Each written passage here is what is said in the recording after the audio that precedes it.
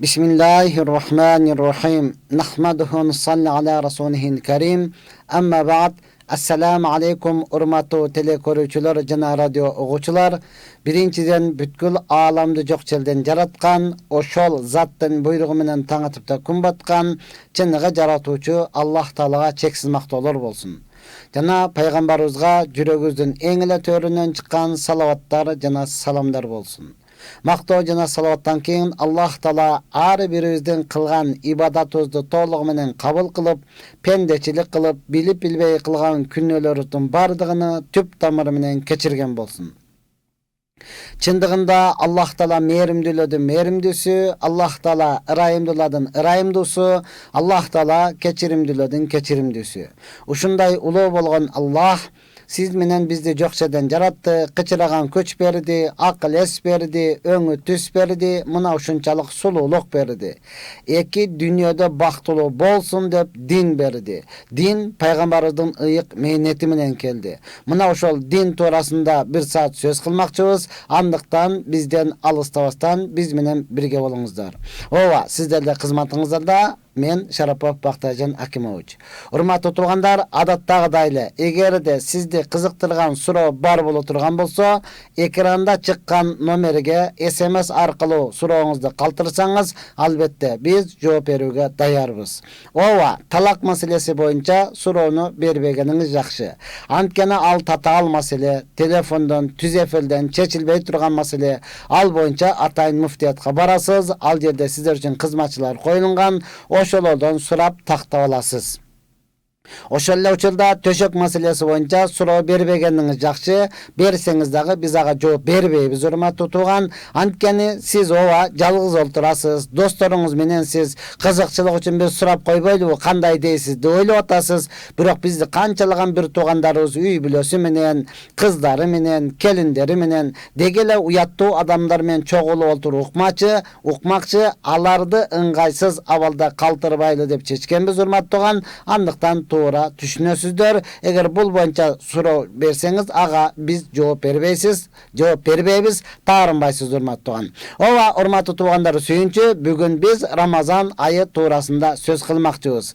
Bul ay toorasında urmatly tugan, Allah hasonatla Kur'an-ı Kerimde Bakara suresinin 183. jana 185. ayatlarında Allah Taala jalpy imandolarga gaýryp aýtat. Estağfirullah. Ya eyyuhellezine amanu kutiba aleykumus-siyamu kema kutiba alellezine min qablikum. Ey iman keltirgenler, selerden aldynkılarga kandaýly farz kılıngan bolsa, selerge dagı dal oşondoýla Ramazan ayında oroza karmaşlyk farz kılındı dedi urmatly tugan. Oşondan süýünçi muna uşunday İslam dindegi 5 farzdan birösü bolgan Ramazan ayında oroza karmaşlyk bir farz keletat. Bul boýunça da Peygamberimiz sallallahu aleyhi ve sellem Şaban ayı akırlap kalgan uçulda dostlaryna aýtyp süýünçili aýtdylar. Urmatly tugan, süýünçi muna uşunday ıyık Ramazan ayı keletat. Ova urmatly tugan, Hudaý buyursa kolumuz menen eseptesek bola turgan 10 gün kaldı. Ramazan ayı bul ay bardığızga farz oroza karmaşlyk urmatly tugan. Ova Allah hasonatla uşunday merimli zat, uşul ayatın ulandysında Allah Taala bul aydın kadir barkyn aýtat. Şahru Ramazanellezî unzila fihi'l Kur'an hudal linnas. Bul uşunday bir ıyık ay, bul ayda adamlarga toora joldu körsetüş üçin Kur'an düşkün. Ya Rabbi, siz menen bizdin bardygybız okup, soğunu ümit kılıp, atabızga, çoğun atabızga, jakındarыбызга bagışlap atkan Kur'an mına şu Ramazan ayında düşkün. Mına uşunday ıyık ay. Yemi albatta urmatly tugan, "Faman şahida minkumuş şahra falyasumhu." Allah Taala uşulda höküm berip atat. Kimde kim uşu Ramazan ayına kübe bolgon bolsa, alhamda den soluğu taza, aklesi jayında bolup, uşu Ramazan ayına jetken bolsa, anda Ramazandan orozasyny karmasın dep Allah barыбызга buyruk berdi. Albatta imandolarga urmatly tugan. Yemi insan 5 kolu barar emes, har bir adamdan abalı arkanday bolat. Oşolla uçulda Allah Taala ne dedi? "Ve men kana maridan aw ala safarin fa iddetun min ayyamin ukhra." Araňada kimde kim orup jatkan bolsa, же болбосо сафарга чыгып кеткен болсо, анда макул урматтуу тууган, ал Рамазан айынан башка айда ошол 30 күн же болсам канча күн ооруп жатты, канча күн сафарда жүрдү, ошону кармап берсин дейт. Мына ошол бүгүнкү күнүн урматтууган бизге фарз экендиги туурасында эч кандай талаш тартыш жок. Ошол эле учурда урматтууган, бул боюнча пайгамбар саллаллаху алейхи вассалам хадистерде бул айдын берекелүүлүгү, бул айдын улуктугу, бул айдын ыйыктуулугу туурасында хадистерин айткан. Ошол хадистерге конок болобуз. Абу Хурайра разияллаху анху риваят кылган хадисте пайгамбар саллаллаху алейхи вассалам Аллах Тааланын айткан сөзүнү бизге айтат. Аллах Субхана Таала хадиси кудусте Аллах Таала өзү айтат: "Куллу амали ибни Адам лаху илла сияма, фа иннаху ли ва ана аджзиу бихи." Адам баласынын ар бир кылган амалы, ар бир кылган ибадаты өзү үчүн, орозосу гана мен үчүн. Орозодан башка бардык амалы өзү үчүн. Ал эми орозосу гана мен үчүн, анын сыйлыгын мен өзүм берем дейт Аллах Таала. Бул Бухариде келген болсо, ошол эле учурда Муслимде келген дагы ушундай келип туруп, Аллах Хасандан дейт: ар бир амалыга 10дон баштап 700 эчеге чейин сооп берилет. Ал эми орозонун соонун мана мен беремин. Анткени пендем адам баласы мен үчүн өзүнүн кумарыны, мен үчүн өзүнүн жеп ичишини, мен үчүн жейтон тамактарыны токтотту. Ошон үчүн анын соону мен берем. Деменен биргеликте не дейт? Ороза кармаган адам үчүн эки кубаныч, эки сүйүнүч бар. Бирөөсү ооз ачар учурундагы сүйүнүч болсо, экинчиси Аллах Таалага жолугуп, бейишке кирип Аллах Таалага жолуккан учурудагы сүйүнүч, кубаныч дейт урматтуу тууган. Ооба, мына ушундай берекелүү ыйык ай келе жатат. Андыктан урматтуу тууган, бул айда кандай кылышыбыз керек? Бардыгыбыз ушул ыйык айды чынында эле кубаныч менен, сүйүнүч менен, даярдануу менен тосуп алышыбыз керек. Бул айда пайгамбар саллаллаху алейхи вассалам ушу Шабан айында пайгамбарыбыз өзү дуа кылат эле: Аллахым, бизге Ражаб жана Шабан айында береке бергин, жана бизди Рамазан айына жеткиргин деп дуа кылат эле. Сиз менен биз дуа кылдыкпы, кылбадыкпы? Кудай буйрса, урматтууган, эсептелүү күндөр калды. Аллах Субхана Таала 10 күн ичинде дуа кылышыбыз керек: Алла, мени Рамазан айына жеткиргин. Чынында эле урматтууган, нелер болуп кетет? Нелер болуп кетет? Ата-бабаларыбыз айтат: кырсык кабак-каштын ортосунда дегенче, бардыгыбызды Аллах Таала кырсыктан, бөөдө өлүмдөн сактап, ошо Рамазан айына жеткирген болсун. Андыктан бардыгыбыз ошо Рамазан айына даярданайлы. Я Рабби, анткени урматтуу тууган, бул айда ушунчалык кечиримдүү айы, бул айда берекенин жааган айы, бул айда туура жолду таба турган ай. Бардыгыбыз көрүп жүрөбүз, Рамазан айы эбегейсиз береке болот. Өзгөчө борбор шаарыбызда ар бир мечитте ооз ачар, ар бир мечитте. Ал макул дей турган болсоң, урматтуу, ресторандар, дегеле кафелер бош эмес. Бардыгы ооз ачар, ооз ачар. Эгер ооз ачар кылайын десең, 2-3 күн мурда ошол жерде эмне кылып, сүйлөшүп, мен өткөрөм деп даярданып коюшуңуз керек. Мына ушундай берекелүү ай, урматтуу. Эми албетте Рамазан айында пайгамбар саллаллаху алейхи вассалам не дейт? Иза жаа Рамазан футихат абвабул жанна. Качан Рамазан айы келе турган болсо, бейиштин эшиктери ачылат. Ва гуликат абвабун нар. Дозоктун эшиктери жабылат. Ва суфидати шаятин. Шайтандар, бейбаш шайтандар кишенделет. Муттафакун алейх хадис, урматтуу тууган. Эмне үчүн сүйүнбөйбүз? Рамазан айы келгенде бейиштин эшиктери ачык болот. Дозоктун эшиктери жабык болот. Албетте ар бирибиздин каныбызда, кан тамырыбызга кирип, кан менен кошо айланган бейбаш, сиз менен бизди азгыра турган шайтандар кишенделген болот. Мындай айды эч жерден таппайсыз, урматтуу. Демек ушунчалык бир мүмкүнчүлүк келе жатат. Бул айда пайгамбар саллаллаху алейхи вассалам айтты: "Аввалу рахматун." Авал 10 күнгө бөлүнөт, 10 күн, 30 күн. Алдыңкы 10 күнү Аллахтан рахматы жай турган. Аусатугу магфира. ортосу күнөлөр кечириле турган. Акыркы 10 күн дозоктон азат боло турган. Демек бейишке кире турган. Күнөлөрүңүздү кечиртип, Аллахтын мээримдүүлүгүнү таап, күнөлөрүңүздү кечиртип, дозоктон азат болуп, бейишке кирүүгө өтө чоң мүмкүнчүлүк түзүлгөн ай, мына ушундай ай келе жатат. Андыктан урматтуу менин мусулман бир туугандарым, баардыгыбыз азыртадан даярданайлы.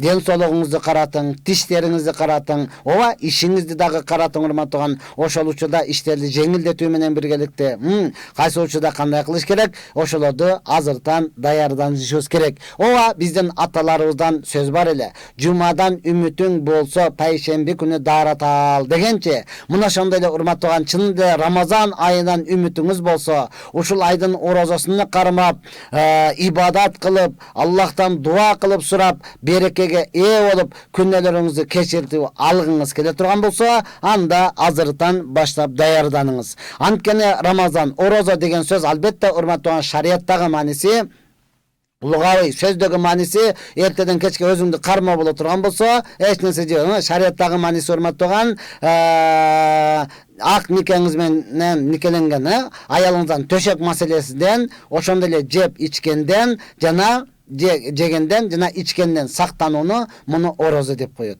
Өтө жеңил, өтө рахат, ушунчалык жыргал урматтуу тууган. Эми караңыз, качан орозо кармоочулар өтө көп болсо, биринчи кармагандарга ушунчалык жеңил болот. Жеңил болот урматтуу. Ансыз деле мына убакыт өтүп, Кудай буйрса, муфтиятыбыздан белгиленди, 1 мартка деп белгиленди Рамазан айы урматтуу тууган. 1 марттан баштап туруп орозону кармайбыз. Албетте акыркы 28 февраль күнү бардык мечит намазканаларда таравих намаз окулат. Таравих деген сөз рахат алуу намазы. Намаз окуганда машалла карыларыбыз, имамдарыбыз кыраат менен сонун Куранды окуп, аркасында туруп, ошону угуп рахат алабыз да. Рахат алабыз урматтуу тууган. Ооба, кимге насип кылат болмосо. Андан кийин бул Рамазан айында урматтаган ооз ачырсаңыз канчалык сооп болот, Дегеле орозо кармасаңыз Аллах Таала соонун өзүн берем деди. Эми ооз ачырсаңыз кандай болот? Ооба, көпчүлүк жерде урматтаган анан сахар, сохор, сохорлукка турушлук. Сохорлукка бул боюнча Анас разияллаху анху риваят кылган хадисте пайгамбар саллаллаху алейхи вассалам айткан, муттафакан алейх хадис. Силер сохорлук кылгыла. Албетте сохорлук кылуунун өзүндө береке бар дейт. Караңызчы урматтуу тууган. Сохор өзүң курсаң эртеден кечке кыйналып калбайын, суусап калбайын, кыйналып калбайын деп өзүңө жеп атасың. Бирок ниетиң эмне эле? Орозо кармаш. Ошол орозо кармаш болуп жегендигиң үчүн Аллах Таала сооп берип, жегендигиң үчүн Аллах хасонта сизге береке берип атат. Береке берип атат. Ооба, инсан урматтуу тууган, инсан пайгамбар саллаллаху алейхи вассалам хадисте айтат, эми башында баштаганда ар кандай болот да, Кээде баягы адаттагыдай эле жеп аласың, адаттагыдай эле билбей ичип аласың. Билбейсиң. Анда пайгамбар саллаллаху алейхи вассалам бул боюнча дагы айткан, качан да силер билбестен оозуңарды жеп ала турган болсо, анан эстедүү ошол учурда токтосун, анткени Аллах хасонатылы ага ырыскыны өзү берди дейт. Аллах Таала ырыскыны өзү берди, сен оозуң ачылбайт. Ооба, унуткандыктан болгондугу болсо урматтуу тууган. Мына ушундай ыйык Рамазан айыбызда түрүлүү түмөн ибадаттар, берешендик менен, дегеле орозо кармоо менен, ооз ачырышлык менен, дегеле сахарлык ичишлик менен берекени, туура жолду бардык нерсени урматтуу тууган, күнөөлөрүңүздү кечиртип, бардык нерсени таап алсаңыз болот. Ошон үчүн бул өтө ыйык ай. Ооба, сөз менен жеткире албай атабыз. Дагы канчалык экендигини урматтуу тууган. Бул ушунчалык берекелүү ай, урматтуу тууган. Бул айда Аллах хасона таала не кылды? Бейиштин эшиктерин ачып койду, дозоктун эшиктерин жаап койду, шайтанды кишендеп койду. Алдыңкы 10 күнүндө рахматыны жаудырып атат, ортоңку 10 күнүндө күнөөлөрүңүздү кечирип атат, акыркы 10 күнүндө дозоктон азат кылып жатат. Ооз ачырганыңыз үчүн урматтууган, кулдарды азат кылгандын соону берип атат. Саарлык ичкендигиңиз үчүн, сохорлукка тургандыгыңыз үчүн Аллах Таала берекесин берип жатат. Мына ушундай өтө берекелүү ай келе жатат. Андыктан азыртан бардыгыбыз даярданайлы. Бардыгыбыз даярданайлы. Я Рабби, Анткени урматтууган пайгамбар саллаллаху алейхи ва саллям бир хадисте айтып атат: "Эң бактысыз адам Рамазан айынан кур калган адам" дейт. Менин сөзүм эмес, урматтууган. Тарынбаң, капаланбаң, андан эмне сен эле бактылуу болуп кеттиңби дегендер чыгып атпайбы? Мен деле махрум калышым мүмкүн, урматтууган. Ошондон бардыгыбыз не кылайлы? Кол көтөрүп дуа кылып Аллахтан сурайлы. Пайгамбар саллаллаху алейхи ва саллям дейт: "Эң эле бактысыз адам Рамазан айынан кур калган адам". Ошонтон урматтуу туган, бу Рамазан айдан кур калбашлык үчүн, Рамазандан пайдаланып калышлык үчүн ар бир адам чындык мээнет менен аракет кылыш керек. Анткени пайгамбар саллаллаху алейхи ва саллям айтат: "Кимде ким ишеним менен, толук ишеним менен жана иман менен Рамазан айынын орозосун кармай турган болсо, Аллах Таала бардык күнөөлөрүн кечирет" деп атат. Не дейт? Иман менен, толук ишеним менен орозаны кармап туруп ибадатын кыла турган болсоңуз, Аллах бардык күнөөлөрүңүздү кечирет. Рамазан айында 30 күн урматтуу туган не кылат? Таравих намаз окулат. Ар бир күнүгө Аллах Таала өзү сыйлыгын берет. Рамазан айында Куран түшкөн, Куранды көбүрөөк окуп, Куранды көбүрөөк хатым кылышыбыз керек. Албетте канчалаган адамдар Куран окуганды билбейт, тамганы жаттаган эмес. Мына ошон үчүн мечиттерде бүгүнкү күндө муфтиятыбыз тартипке салып койгон. Чоң мечиттерде, албетте, көпчүлүк мечиттерде күнүгө бир парадан карыларыбыз, хафиздерибиз Куран окуйт. Таравих, эгер сиз окуп Куранды акырга чейин хатым кыла албасаңыз, окуган карынын артында туруп, угуп туруп Куранды хатым кылсаңыз дагы болот. Бул дагы бир мүмкүнчүлүк, урматтуу туган. Рамазан айынан башкада муну эч качан таппайсыз. Муну эч качан таба албайсыз. Пайгамбар саллаллаху алейхи ва саллям дагы бир хадисте айтып атат: "Кимде ким кандайдыр бир себептер менен Рамазан айынын орозосуну кармай албай калса, андан кийин өмүр бою орозо кармаса дагы, ошол бир күндүн соону таба албайт" дейт. Караңызчы, урматтуу туган. Мына ошондуктан муну жөнөкөй эле болбогон бир шылтоолор менен калтырып коюуга болбойт. Эми Аллах Субхана өзү айтты: албетте ким ооруп аткан болсо, же сафарда болсо, дин жеңил, урматтуу туган, дин жеңил. Ооруп аткан болсо, чынында эле урматтуу туган, ал дарылансын, аракет кылсын, айыккандан кийин анан кармай баштасын.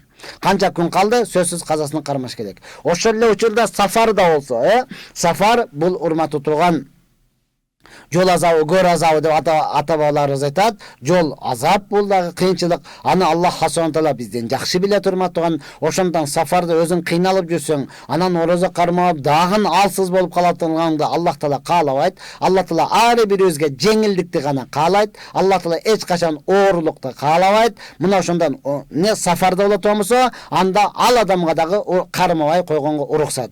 Ошол эле учурда, урматтуу туган, дагы башка орозо кармабай коюу кимдерге уруксат? Боюнда бар аялдарга кармабай койгонго уруксат. Же баласынын эмизи, төрөгөн баласынын эмизи аткан аялга кармабай койгонго уруксат. Кармаса болбойт деген маселе жок. Кармабай койгонго уруксат. Анткени орозо кармаса баласыны тойгозо албай калат. Орозо кармаса, урматтуу туган, баласы ачка калып кыйналып калат.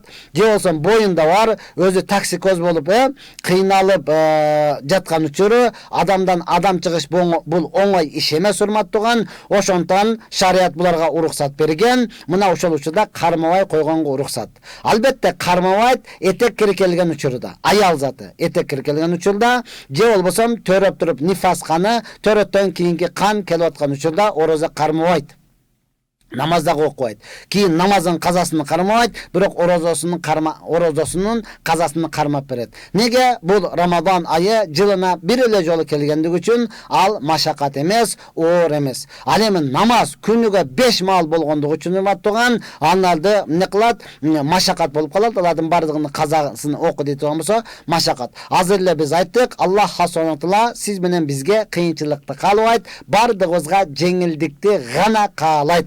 Мына ошондой жеңилдиктер бар урматтуу туган, бул аял затына. Ал эми эркектер болгон болсо урматтуу туган, албетте бала эмизбейсиз, боюңузга көтөрбөйсүз, этек көрбөйсүз. Андыктан сизге шылтоо азыраак урматтуу туган.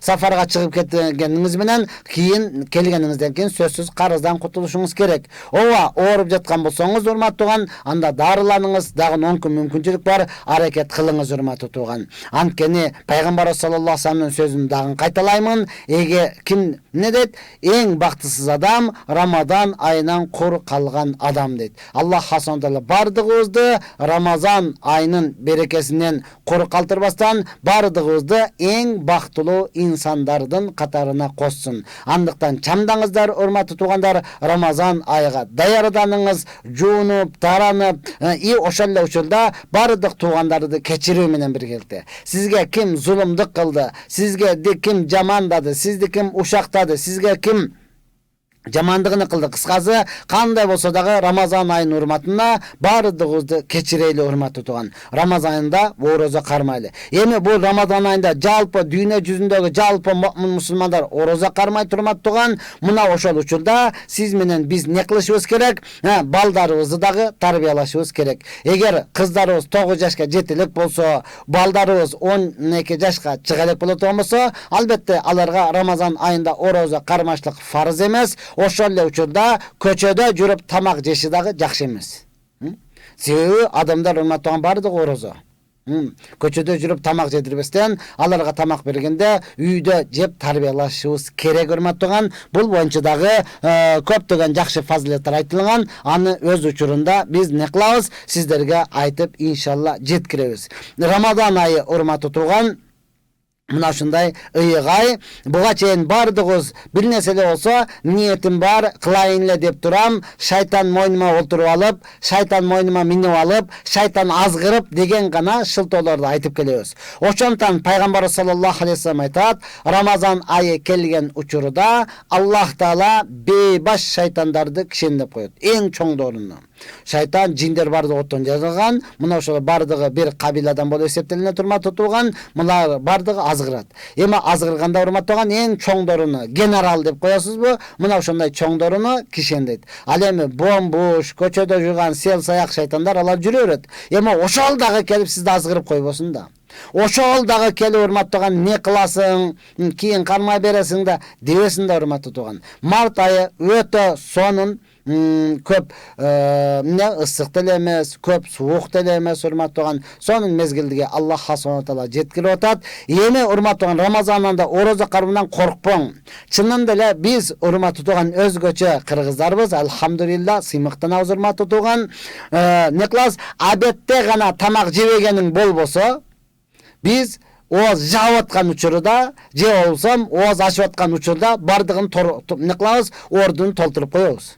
Биз анча деле таква эмеспиз да урматтуу туган. Таква адамдардын орозосу, алар не деген ооз ачканда дагы, ооз жапканда дагы толук тоюп жебейт да.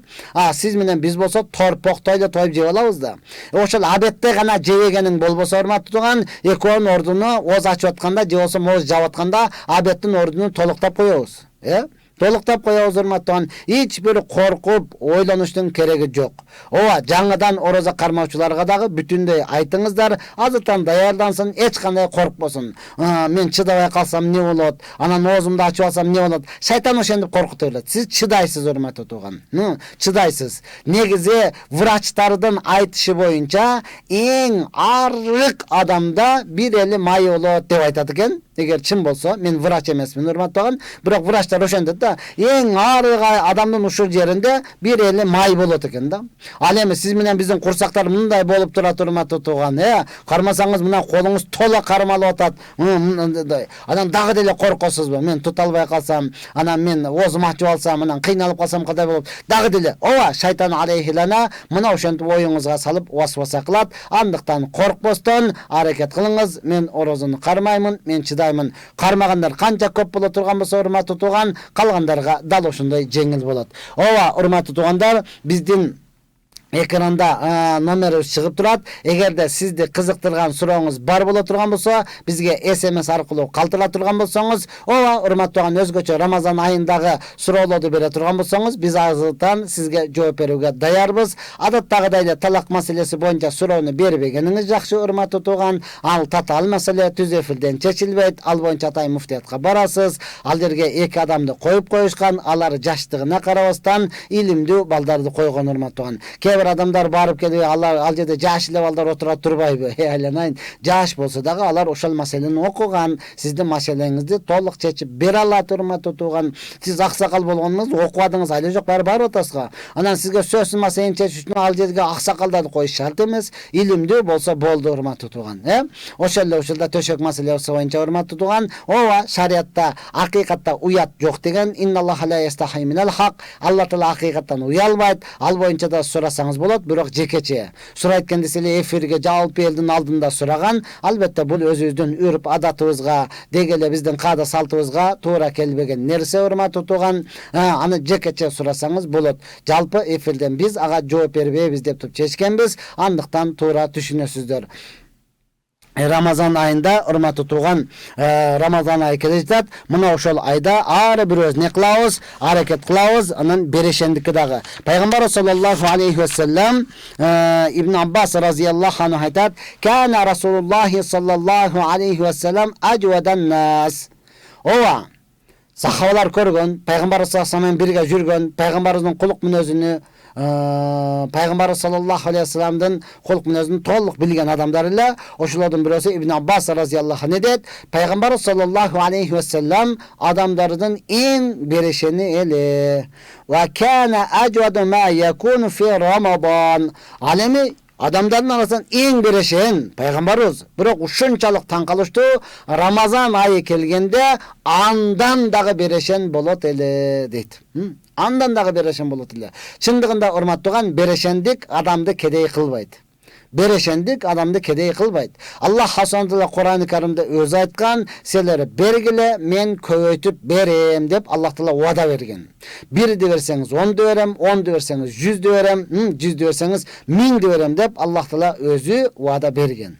Ооба, шайтан алейхи лана дагы, урматтууган, жөнтүрбастан ал дагы не кылат? Вада берип коркутат, "Сен бербе, берсең кедей болосуң" деп шайтан коркутат. Макул, бербедиң, эч кимге бербедиң, өзүң топтодуң, көбөйдү. Не болот десе, шайтан алейхи атат, не кылат? Күнөөгө иштет. Кыздарга бар, же болсо жигиттерге бар. Акчаны бер дагы ыздач не надо. Мага кайтарымы кереги жок деп айт, авторитет болосуң. Адамдар бардыгы сени таанып калат. Бул унашындай берешен деп ойлойт дейт. Баласы, урматтуу туган. Мына ошондон пайгамбар саллаллаху алейхи ва саллям Рамазан айында андан дагы көбүрөөк берешен болот эле. Эми урматтуу туган, ооба, Рамазан айында сиз менен биз жеген ичкенди, анан аялга барганды токтотуу менен биргеликте, албетте жалган сүйлөгөндү дагы токтотушубуз керек.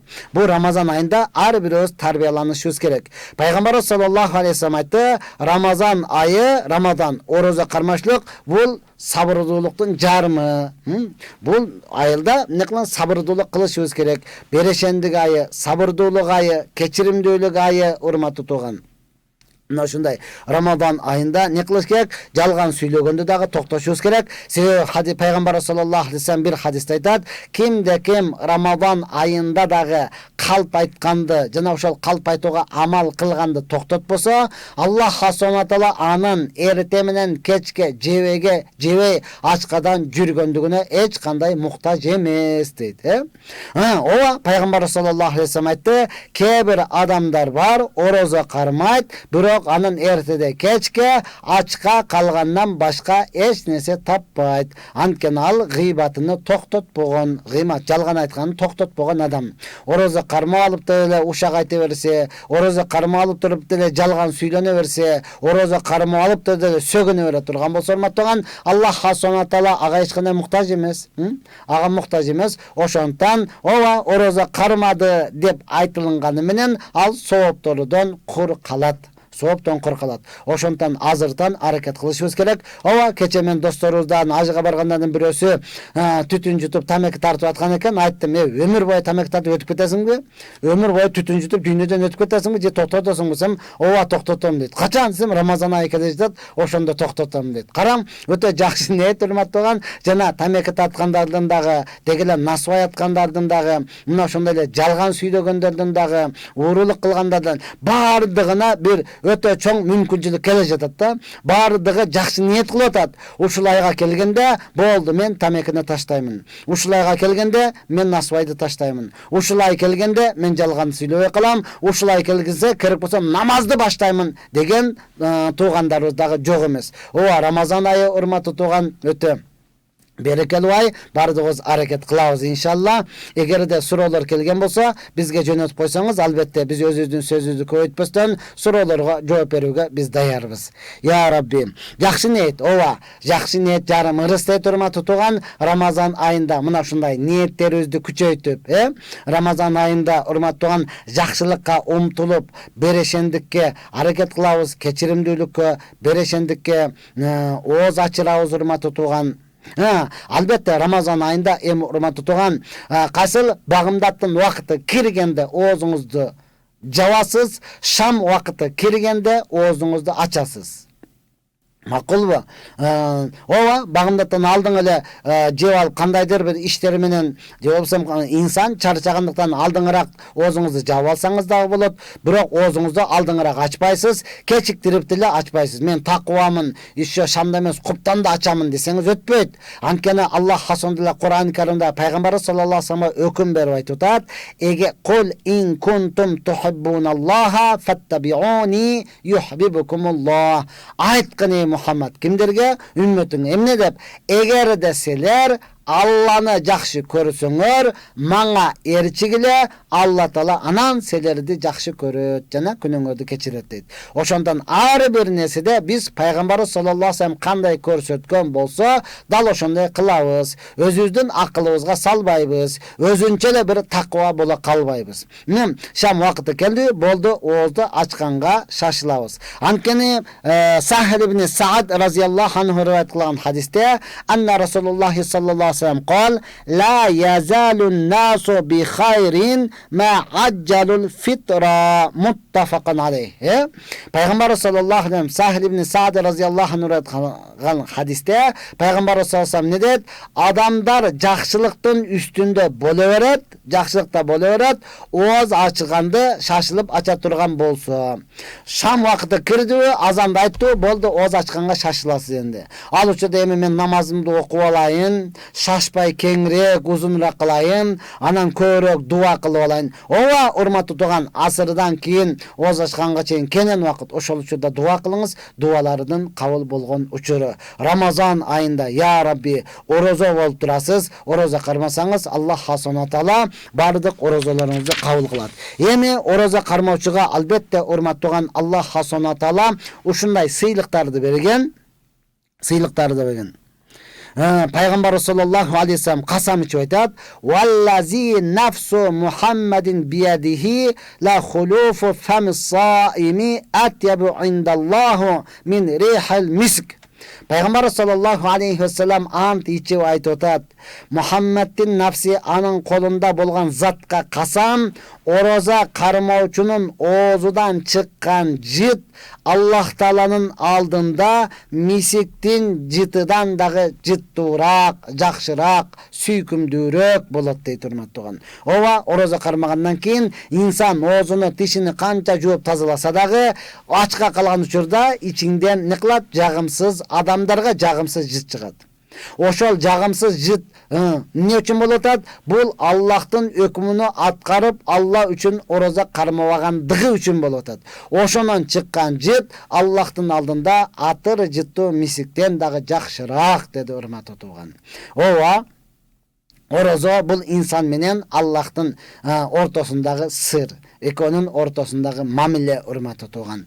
Ya Rabbi, muna oşonday Allah hasanat net, muna oşol jit berilet.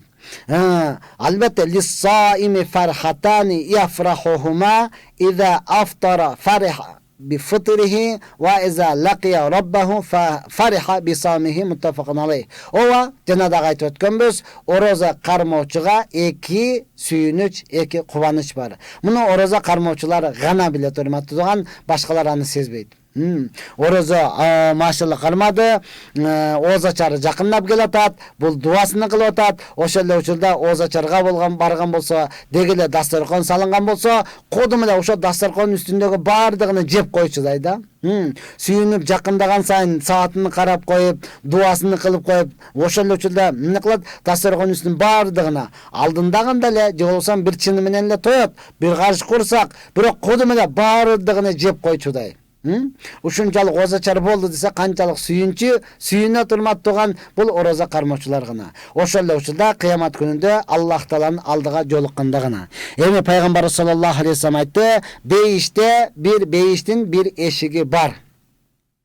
Inna fil cenneti baban yuqalu lahu rayyan yadkhulu minhu saimuna yaqumul kıyameti yevmel kıyameti la yadkhulu minhu ahadun gayruhum yuqalu ayna saimun feyequmuna la yadkhulu minhu ahadun gayruhum fe iza dakhalu ughliqa felem yadkhul minhu ahadun muttafaqun aleyh. Ya Rabbi, Peygamber sallallahu aleyhi ve sellem ne dedi? Beyişte uşunday bir eşik var. Al eşikte rayyan dep aytılınat. Al eşikten orozo karmoçular gana kiret. Kıyamat gününde ne dedi?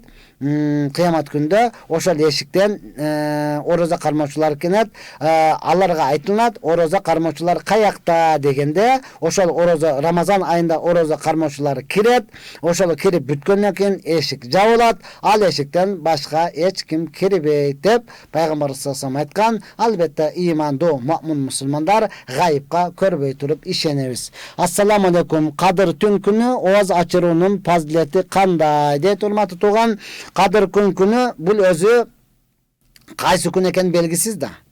Ramazan ayı buldagi Kadir tün günü bul Kadir tündün özünün belgisi var olma tutuğan.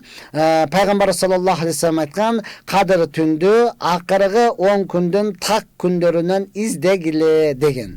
Oşondan Kadir gün kayсы ekeni bul özü belgisiz. Birinciden, ikinciden oğuz açar kılışlık Ramazan ayı içinde bardığı biri değil. Biri değil. Birinci günü oğuz açkanda başkaça soğupanın, akır günü başkaça, Kadir tündeki bul başkaça emez. Ramazan'ın her birosунун albatta ihlası, toluk imanı menen Ramazan ayının içinde oğuz açırıp kalgan bolsoңуз boldu, toluk soğuğunu algan bolosuz. Kadir tün özünçe bul Allah Taala'nın bizge jaşırıp koygan bir sırrı. Akırgı 10 günden tak günden izdegile degen, bizdikiler uşuğa könüp kalgan Ramazan ayı kirdi degeçile Kadir tün kançası da bolot. Bizdikiler 27'si de aytış gerek da bular kaça. 26'dan 27'siga karagan tünü uşulu günü kana joa urmаттаган, balkim ötüp ketken boluşu mümkün, balkim kelelek boluşu mümkün. Bul sır urmatı tuğan. Ankeni Kadir tünde kim taba turgan bolsa, al 83 yıl ibadat kıldı degenden jakşırak. Laylatul Qadr hayru min alf shahr. 1000 aydan jakşırak da urmatı tuğan. Oşondan bul özünçe bizge jaşılgан sır. Assalamu aleykum.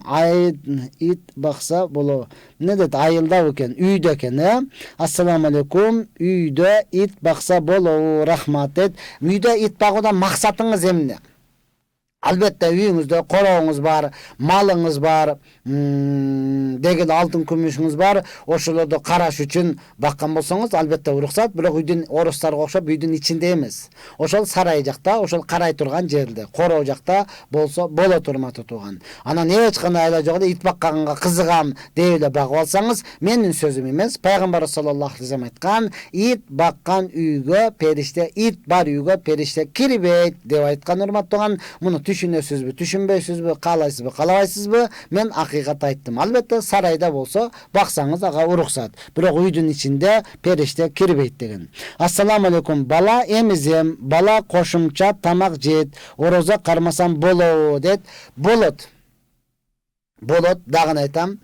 Боюнда бар бала эмизген аялдар бардыгы кадимки деле ороза кармаш фарз. Кармайсыз. Кармабай койсоңуз уруксат. Качан балам тойбой калат, кошумча тамак жебейт, ачка калат, Boyumda var, kыйналып калам десеңиз гана орозо кармай койгонго уруксат. Кадимкидей эле бала эмизесиз кошумча тамак жебесе дагы майлуу сүттүү келин бол дейт го. Майлуу сүттүү бала урматтаган баласын тойгозо алган болсо, ал орозону кармаш кадимкидей фарыз. Боюнда бар, 4 айлык, 5 айлык бойго такси көздөн өттү, эч кандай кыйынчылык жок урматтаган кадимкидей кармашы фарыз. Ооба кыйналып аткан болсо, ооруп аткан болсо, врач сенин болбойт деген болсо, ошондо гана кармабай койгонго уруксат. Бирок төрөгөндөн кийин, дегеле балаңыз чоңойгондон кийин ошол күндөрдүн бардыгын кайрадан кармап бересиз. Ассаламу алейкум устаз, кредитке тиесеси жок бөлүмдөрдө иштесе болобу? Ханафи мазхабтын алымдарынын фатвалары барбы? Бул суроо боюнча, мисалы, перевод төлөмдөр бөлүмүндө анткени переводдор кредитке тиешеси жок да мисалы дейт. Болот урматтуу тууган, кредитке тиешеси жок. Толтура бөлүмдөрү бар. Иштесеңиз болот урматтуу тууган. Ооба, алымдарыбыз, Ханафи мазхабында уламаларыбыз айтып келген, дагы биз ошолордун эле фатваларын сиздерге жеткирүүчү ганабыз урматтуу тууган. Болот урматтуу тууган, анда ойлонбой иштей бересиз. Ассаламу алейкум, гусул жок, орозо кармай берсе болобу дейт. Өтө орчундуу сурооду бердиңиз урматтуу тууган. Инсан да, биз айтканбыз, аял менен эрте менен кечке чейин гана төшөк маселесинен. Ооз ачканга чейин, жапканга чейин каалаганыңызды кыла бересиз, халал. Аллах хасанаталла бизге берген бул дагы чоң бир белеги. Мурдагы Бани Исраил еврейлерге андай кылган эмес. Пайгамбарыбыздын үммөтүгө гана орозону эртеден кечке чейин гана. Эми ооз ачкандан кийин урматтаган апак-чапак ийне жип болсоңуз боло берет. Инсан уктап калдыңыз, карасаңыз эле саарлык болуп калыптыр, сохорлук, ооз жабышка жарым саат калыптыр. Оозуңузду, мурдуңузду чайкап туруп, не кыласыз? Тамакты жеп, оозду жабасыз дагы, андан кийин багымдатка даярданып гусул алып аласыз. Макул? Оозуңузду, мурдуңузду чайкап туруп тамакты жейсиз, андан кийин дагы багымдатты дагы окубай, андан кийин дагы гусулсуз жүрө берсеңиз, анда болбой калат. Болбой калат урматтуу тууган.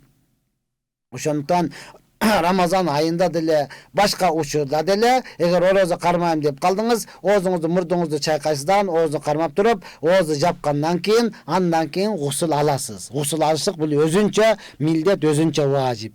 Ассаламу алейкум, кандайсыз? Менин атым Юсуф. Кеч эшикке болуш керек, эки күл төксө болобу дейт. Боло берет урматтуу тууган. Бизде бул күл бар жерде, дегеле шыпырынды мусор ташталган жерде жиндер көп болот да, жиндер көп болот. Ошондуктан урматтуу тууган, бизде аталарыбыз мурунтан динди кармап келгенден, ошол мусор төккөн жерде, күл төккөн жерде жиндер көп болуп туруп, барып жиндерди дебелеп алып, анан бир нерсени илештирип алба дегендик үчүн коюп коер, күндүз барып төк, коркуп калба деген сөз да. Негизден албетте өзүңүзгө дем салып жүргөн болсоңуз, барып төксөңүз боло берет. Бирок бул жиндердин бардыгы бул анык нерсе. Ошондон же болсо бара жатканда дуасын окуп барыпсаңыз, урматтаган боло берет. Ооба, этияттыкты сактап, ошол ата-энелериңиздин айтканын кылып, төкпөй коюп туруп, анан күндүзү барып жарыкта төгө турган болсоңуз, өзүңүз дагы өкүнбөйсүз, туугандарыңыз дагы өкүнбөйсүз. Бул урматтаган этияттык кылышлык шариатка эч кандай каршы келбейт. Шариатка эч кандай каршы келбейт урматтаган. Ширк деп албаңан өзүнчөчү. Ассаламу алейкум, боюнда аял орозо кармаса болобу? 5 айлык. Азыр айттык, дагы айтабыз урматтуу тууган, албетте кармасаңыз болот. Фарыз кадимкидей эле. Эгер кыйналып калат экенмин, врачтар кармабай тур деп атат деген болсо, урматтуу тууган, ден соолугуңузга зыян болсо, анда кармабай койгонго уруксат. Кээ бир түшүнбөгөндөр айтат, боюнда болсо, апай, орозо кармалды, сага болбойт. Эмне үчүн болбош керек урматтаган? Фарз кадимкидей эле болот. Баласын эмизип аткан орозо кармаса, кадимкидей эле урушкандар көрдүк. Сага болбойт, балаңды эмизип атасың, кыямат күнү жооп бересиң деп алгандар бар го. Жок урматтаган, кадимкидей эле фарз, орозо кармайсыз. Кармайсыз. Эгер кыйналып калып, ден соолугуңузга зыян болгон болсо, кармабай койгонго уруксат. Ассаламу алейкум устаз, орозо питирди кандай кишилерге берсе болот дейт? Азаматсыз. Орозо питирди. Өзүңүздүн жакын туугандарыңызга бериңиз. Бир туугандарыңызга берсеңиз болот. Бөлөлөрүңүзгө, жээндериңизге, жакындарыңызга, кошуналарга, кыйналып аткандарга бериңиз. Ошолордун акысы. Кедейлерге бериңиз. Жок, бардыгы эле жакшы. Анан биз кыргыз өтө намыстуубуз да. Мен эмне орозо фитир алгынча болуп калдымбы? Эмне мен садакага муктаж болуп калдымбы дегендер бар да. Алар алгысы келбей турган болсо, урматтаган, азыр майыптар бар, оорукчандар бар, келескада отургандар бар, кыйналып аткандар бар, ошолорго бериңиз, урматтуу тууган. Ошолорго бериңиз. Мен ар дайым айтат элем, урматтуу тууган, азыр дагы айтам, орозо фитир мына ошол кедейлердин акысы. Мен го мечитте азыр тапшырдым, урматтуу тууган, имам болуп жүргөн учурумда жумада мен айтчумун. Бул орозо фитир мечиттин акысы эмес. Кээ бирөөлөр айтат да, кичине 1 сом берип коюп, 50 сом берип коюп турган орозо фитирди муфтият жеп койду, тигидей жеп койду, мындай жеп койду. Биринчиден сиз канча бердиңиз? Экинчиден качан көрдүңүз? Анан сиз мечитке бербең, урматтуу тууган. Макул, имамды кыйнайсыз. Мен ары дайым айтып келгем, дагы айтам, урматтуу тууган, мечитке бербең. Жакын туугандарыңызга бериңиз. Ооба, таппадың, кимге беришти билбедиң, айла жок мечиттин садака яшыгын алып келип салдың. Аны эми имам бир күн ошого убакыты кетет. Аны ачып алып, эсептеп, анан мечитке жардам сурагандар арыз таштайт, ал ошолорго бөлүштүрүп, аларды чакырып, бизде ушундай да, мага жардам бер деп арыз таштайт, номерин калтырат, макул деп чалсаң, ким бул дейт, мен мечиттин имамы. Неге чалып атасың? Неге чалат дейм, жардам сурасың бер. Макул, меникини коюп кой дейт. Кой, айланып кетейин. Жок, азыр келип алып кеттиңиз, мен дагы башка жумуштарым бар, кетип калам. Эртерээк чалып койбойсуңбу? Яшыкты эми ачтык, ошон үчүн келиңиз 1 сааттын ичинде десең, эмне кылат? Келгени болот, келбегени болот. Келбегендер эмне кылат? 2-3 күндөн кийин кодум эле милдеттүү түрдө сага док кылып, үстөмдүк кылып чалат. Меникини коюп койгула, каякта меники, болбосо арызданам, сен түйүңө жетем дегенге чейин барган адамдар бар да. Ошон үчүн айтып атам, урматтуу туугандар, орозо фитирди жакын тууганыңызга берип коюң. Өзүңүздү да кыйнабаң, мечиттин имамын да кыйнабаң. Макул, эч кимди таппадыңыз, ошо мечитке эле салакайынан нетеле кутулайын дей турган болсоңуз, урматтуу тууган, эми эмне кылыңыз? Имамдарга жаман ой кылбаңыз. Балким мен ошону бердим деп өзүнүн ээсине жеткирип берди экен деп дуа кылыңыз, урматтуу тууган. Ал кедейдин акысы. Мечитке берилбейт, орозо фитир мечитке иштетилбейт. Орозо фитир түшкөн экен, анан мечитти жылуулап алайлы дедик эле. Орозо фитир түшкөн экен, ошонун акчасы менен казан аяк алып коелу, айылдагыларга пайдасы тиет. Жок, урматтуу тууган, эч качан бул кедейдин акысы, кедейдин колуга тийиш керек. Ассаламу алейкум, мечиттерде орозо календары таратылабы дейт. Кээ бирде таратылат, көпчүлүк учурда, урматтуу тууган, орозо календарды мына банктарга барсаңыз, Ислам банк дегеле банктарга барсаңыз, ошолордун алдыларда бар. Алар бекер эле берет, урматтуу тууган. Банктарга кирип календарыңар барбы десеңиз, болуш керек. Анан мечиттерде көбүнчө ошол банктардан алып таратышы мүмкүн. Анан жок. Азыр мунун деле, урматтуу тууган, сатылып калды. Ошон үчүн мен айтат элем, азыр телефондор бар да. Ооба, карыялар эми үйгө илип койманча түшүнбөйт. Ошолорго банктагылардан алып берсеңиз болот. Анан сатылган учурда деле көп акча эмес, 20 сом, 25 сом эле да. Ассаламу алейкум устаз, жамаат болуп окуп жатканда 2 рекетти үн чыгарып, акыркы 2 рекетти үн чыгарбай окуйт экен. Эмнеге ушундай окулабы дейт. Ооба, ушундай окулат, урматтуу тууган. Бизге пайгамбар саллаллаху алейхи вассаламга Жабраил периште көрсөткөндө дал ушундук көрсөтүп берген. Бизге өкүм кандай келген болсо, дал ушундай аткарабыз. Анан кээ бир адамдар ушундай эле эмнеге деп эле сурай берет да. Анан мен бир жерде мечитте отурганда алар дагы эмне үчүн 5 убакыт окуш керек, анан эмне үчүн эртең менен окуш керек, анан эмне үчүн обедте окуш керек, ошону эртең менен эле окуп койсо болбойбу, же кечинде эле топтоп окуп койсо болбойбу деп кайра сурай бергендиктен, анан бирөөсүнө айттым. Аскерге баргансызбы десем, ооба дейт. Мен барган эмесмин, ачык эле. Мен медреседе окуп калып барган эмесмин, ачык эле. Сиз аскерге баргансызбы десем, барганмын дейт. Аскерге барганда да мен угуп жүрөм. Командир сизге келтирип мына жерде чукула каз десе, не кыласыз десем, казам дейт. Канча десем, канча метр, 2 метр каз деген болсо 2 метр. 2 метр казып бүттүм. Командир казып бүттүм деп териңизди арчыгандан кийин кайра көмүп сал десе, не кыласыз десем, кайра көмүп салам дейт. Неге? Лучше көмүп салган жакшыраак дейт. Жок, сурабайсыңбы? Эмне үчүн менин убактымда алып 2 метр каз дедиң? Мен мына ушунча кыйналып 2 метр казып бүсөм, кайра эмне үчүн көмүп сал дедиң? Деп айтпайсың десем, жок. таяктайт дейт, тебет дейт.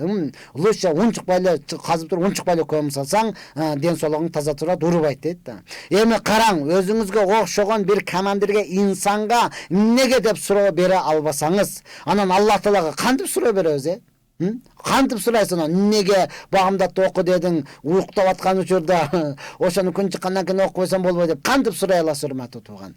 Мына ошондон бизге буйрук дал ушундай келген. Буйрукту кандай пайгамбар саллаллаху алейхи вассаламга Жабраил, Алла Таала Жабраил периштеге өкүм берип, Жабраил периште пайгамбар саллаллаху алейхи вассаламга бардык убакыттарга чейин, окуштарга чейин көрсөтүп берген. Пайгамбарыбыз бизге эмне кылган, үйрөткөн, мына ошол чын жер боюнча келе жатат. Дал мына ушундай окулат, урматтуу тууган.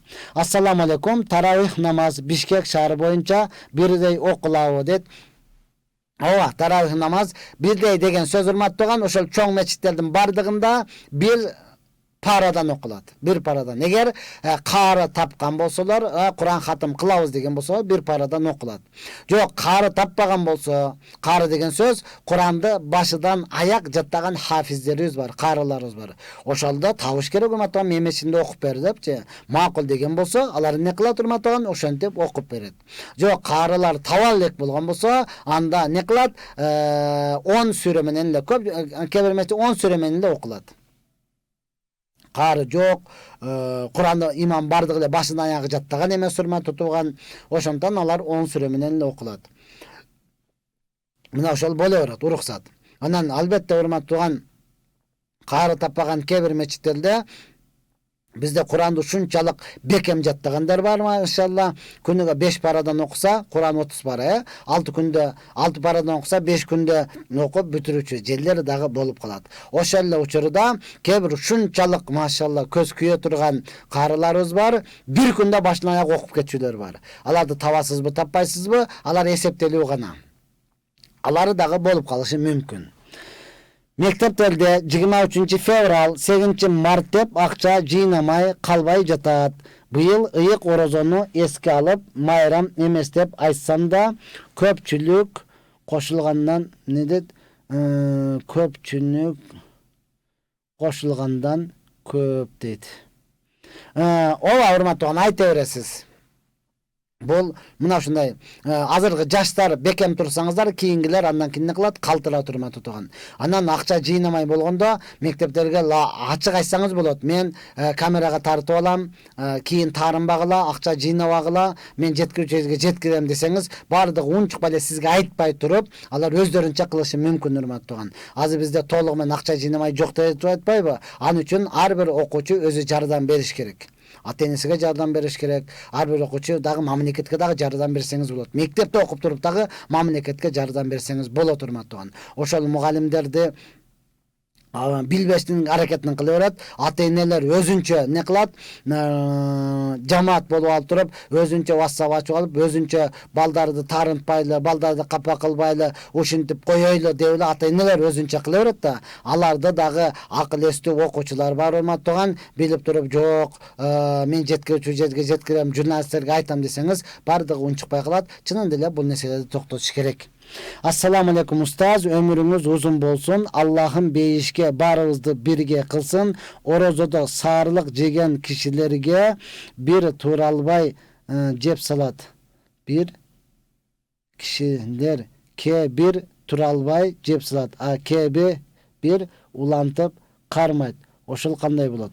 Саарлык жеген кишилер бир туралбай жеп салат, бир туралбай жеп салат, бир улантып кармайт.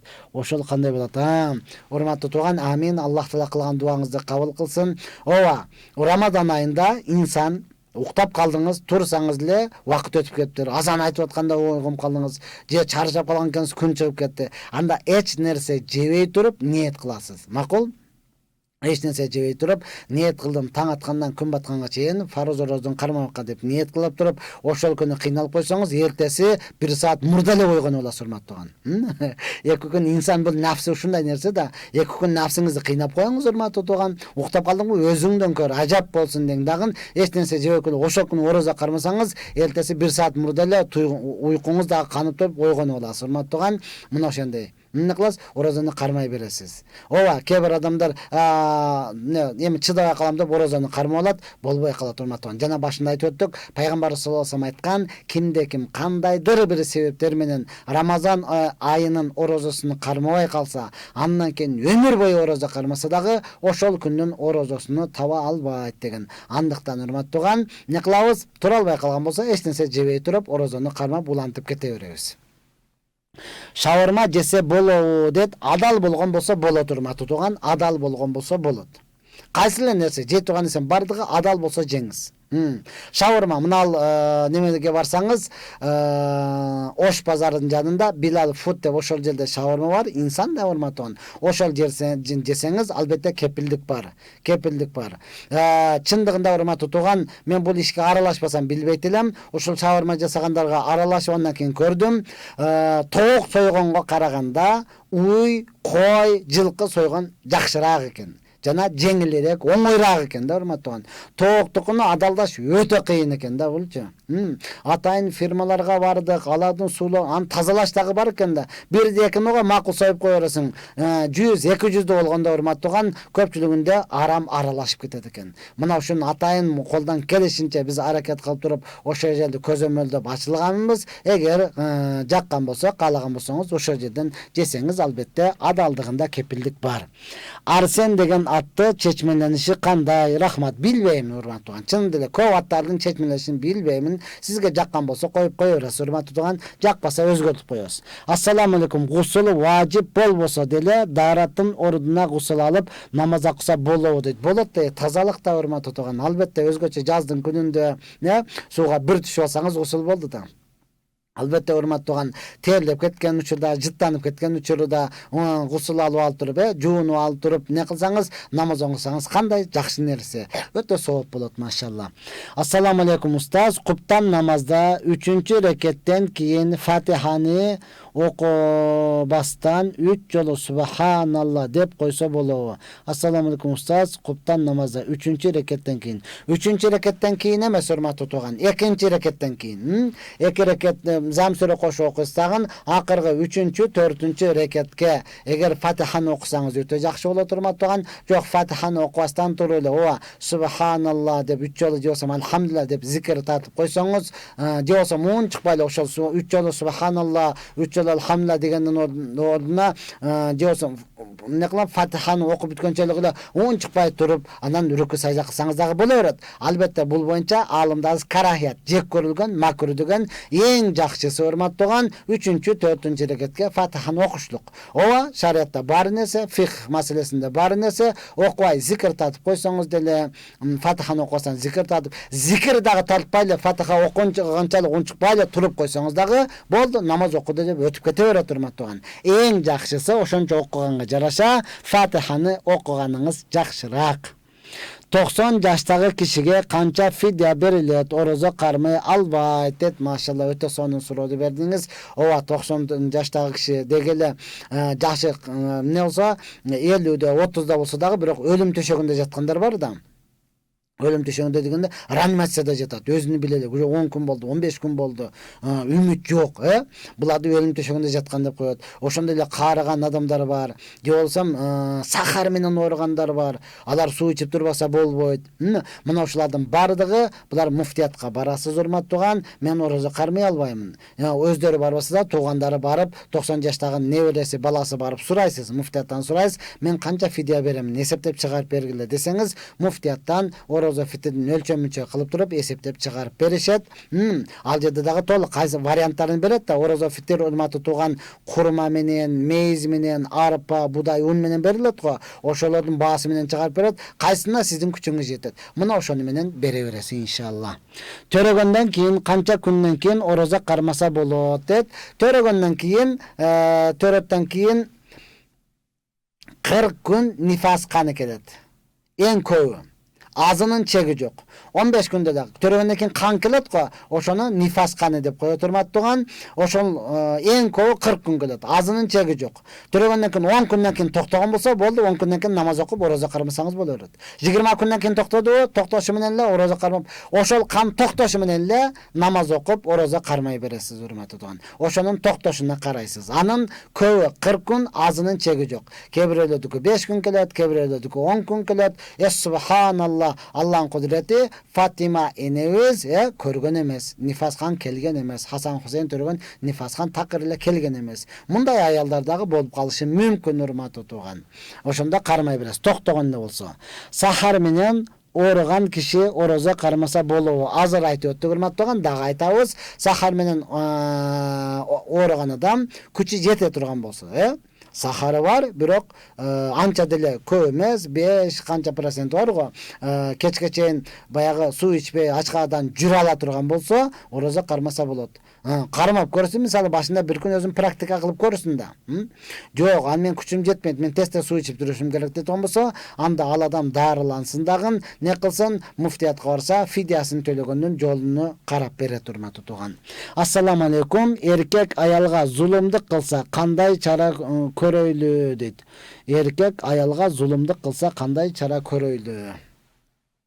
Я Рабби, чара көрүшлүк, урматтуу тууган. Эркек чынында эле зулумдук кылганда ичип алып, туура айтасыз, урматтуу тууган, ичип алып, ичпесе деле бир кезде чыгып калды го, мойнуна дөңгөлөк илген, деги башка жолдор менен чыгып калды, урматтуу тууган. Чындап эле ушундай кылып аткан болсо, аны эң биринчи ажыраштырып алуунун аракетин кыласыз. Жок, жообуну бербестен, урматтуу тууган, кылып аткан болсо, албетте сотко бересиз. Өзүңүз жекече чара көрө албайсыз. Ачык эле сотко бериңиз, урматтуу тууган. Биз муну багат дейт болсок, баласы кайра уруп өлтүргөн атат. Биз ушуга ишенип берсек, ишеничти актабай атат деп эле сотко берсеңиз болот. Албетте Кудайга шүгүр, бүгүн карап беришет, урматтуу тууган. Өзгөчө аялдардын укугун карап берет. Чындап эле сиз айткандай зулумдук кылып аткан болсо, болбосо ажыраштырып алуунун аракетин кылыш керек. Ассаламу алейкум устаз, уна айдап баратканда намаз окуса болобу? Нафил намазды окусаңыз болот, сүннөт намаздарды окусаңыз болот, фарызды окуй албайсыз. Фарызды түшүп, кыямга туруп, тик туруп, анан кийин окуйсуз, урматтуу тууган. Албетте нафил уна айдап барасыз, сафарда, урматтуу тууган, хажат намазын окуп коюн, муктаждык намазын окуйун десеңиз, ошол жерде эле Аллах бар деп кете бересиз. Кыбла бул жакта болсо, сиз бул жакка карап айдап кете бересиз, боло берет. Бирок фарыз намазда болбойт. Орозодо азанда айтып бүткөндө ооз ачылабы, же айтып баштаганда ооз ачылабы дейт. Орозодо сиз азанды карабайсыз, сиз убакытты карайсыз. Шам намазынын убакыты кирди деген болсо, болду, оозду ача бересиз. Азанчы сиз менен мага окшогон эле адам. Ал дагы, урматтуу тууган, оозумду ачып алып туруп, анан айтайын деши деле мүмкүн. Ал деле ороза кармайт да, туурабы? Же мен азан айтам деп ороза кармай коюу. Ал деле оозун ачып алып туруп, анан азан айтышы мүмкүн. Азан айтканда баягы жакшы чоюп айткандар 2 мүнөт айтат да, 2 мүнөттө сиз жакшы эле толук болбосо дагы орто тоюмда тоюп аласыз. Ошондуктан сиз убакыты кириши менен оозду ача бериңиз. Кээ бир жерде азан кечигип калышы мүмкүн. Өзү оозун ачып, анан шашпай барып азан айтышы дагы мүмкүн. Ошондуктан азан бул намазга чакырат, ооз ачканга эмес. Саламатсызбы? Орозо кармап жатканда оокаттын тузун көрсө, оозу ачылып кетпейби дейт. Туура суроо, урматтуу тууган. Жок, тузуну көргөндө оозуңузга жутпай туруп эле оозуңузга даам келет да, ошентип эле көрсөңүз болот, урматтуу тууган. Албетте бул карахият, жек көрүнгөн. Качанда жолдошуңуз өтө эмне болсо, баягы майда адам болуп туруп, тузун ашкоочун деп эле майдалене берген болсо, мына ушундай. Анан ага зарылчылык жок боло турган болсо, урматтуу тууган, аны көрбөй эле божомолдоп туруп саласыз. Албетте азыраак салсаңыз, кийин эмне болсо, кем эле туз экен болсо, өздөрү ар бир адам кошуп ала берет. Анан жок, ошондой коноктор келип калат, уяттуу адам келип калат, кайненең бар, урматтуу тууган, тамакты жакшы жасай албайт, дей берип эле кыжыңдай бере турган болсо, анда оозуңузга алып эле даамдап көрөсүз дагы, жутпайсыз, кайра түкүрүп саласыз, оозуңуз ачылбайт. Ооз ачылбайт. Ассаламу алейкум. Мен бир киши ороза кармап, тамеки чеккенден ооз бекте болбойт десем, ал тамекини таштай албай чегем, бирок оозумду бекитип жүрөм дейт. Айла жок дейт. Ошондой болобу? Такыр болбойт. Айла бар. айла бар. Ал өзүнүн эркиндигине кармай албагандыгы үчүн гана.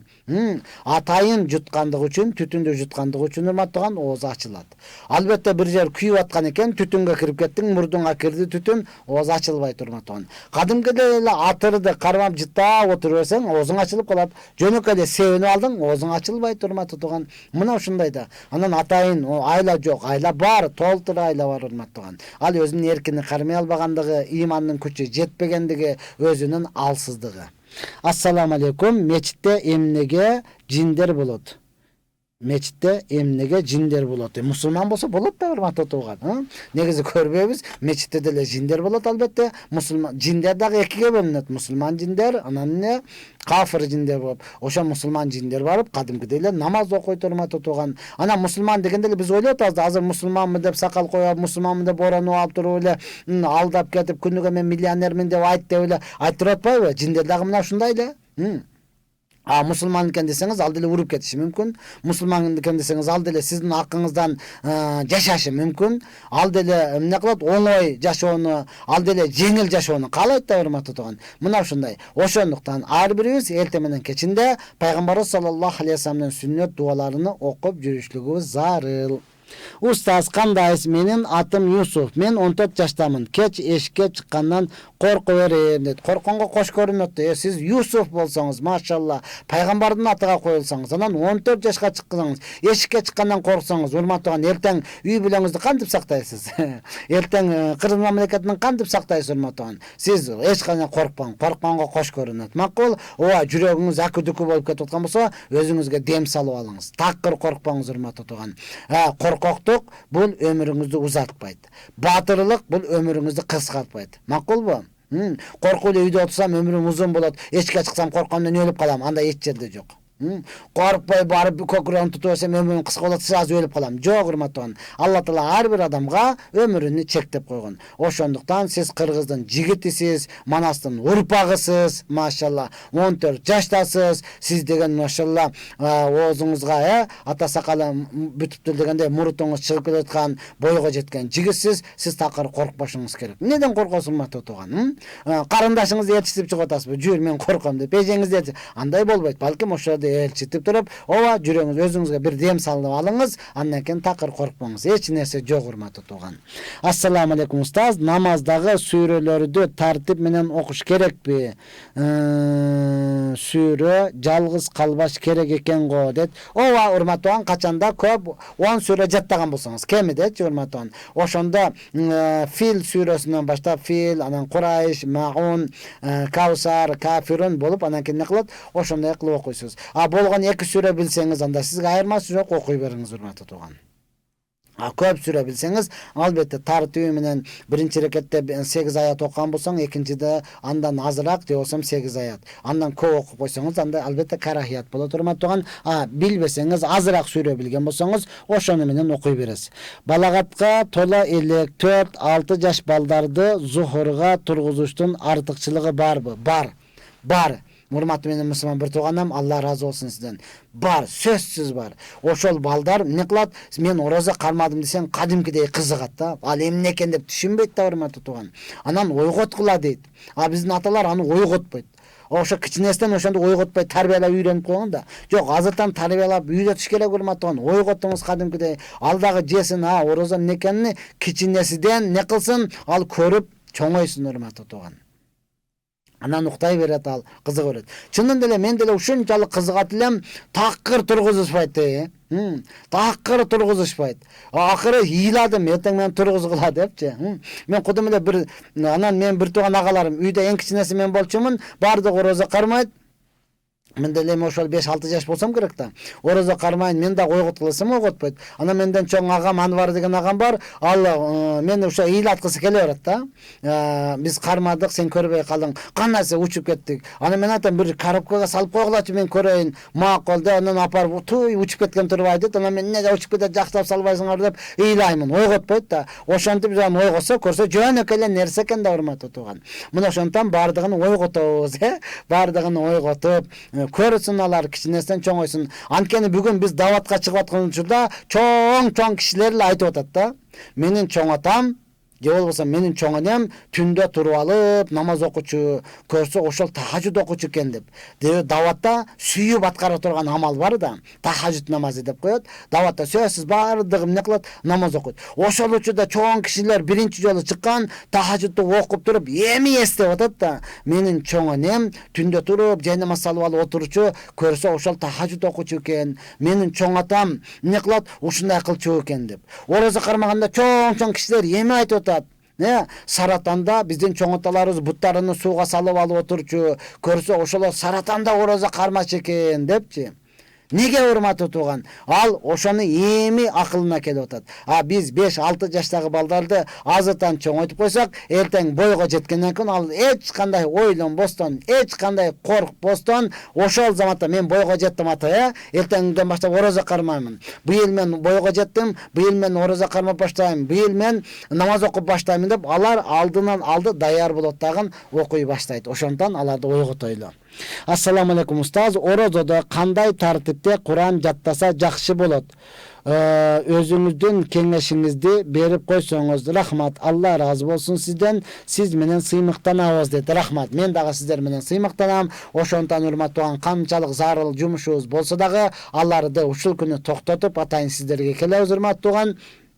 Оразада тартип кандай тартипте Куран жаттаса болот дейт урматтуу. Не жеңил жагынан баштай бересиз. Макул арт жагынан. Баш жагынан баштасаңыз, башыда эле Фатиханы жаттагандан кийин эле Бакара сүрөсү да, ал өзү 2,5 пара. Аны аяга чыккычаңыз жок, мен жаттай албайт окшоймун деп каласыз. Ошондон ар жакта кыска сүрөлөр. Ошондон жаттап келе бересиз. 2 пара, 3 пара жаттагандан кийин зээниңиз ачылат дагы. Жатташ оңой эле экен, бат эле экен деп туруп, анан калгандагы жаттап алганга мүмкүнчүлүк болот. Мына ошентип арт жагында кыска сүрөлөрүн жаттай баштайсыз. Ассаламу алейкум устаз, Рамазан айында кайсыл жаныбар ораза кармайт? Билбейт экенмин урматтуу. Мен жаныбарлар менен сүйлөшө албайм, чынында эле алардын тилин билбейт экенмин. Билбейм, чынында эле кайсы жаныбар ораза кармасын мен билбейт экенмин. Ассаламу алейкум дамыл.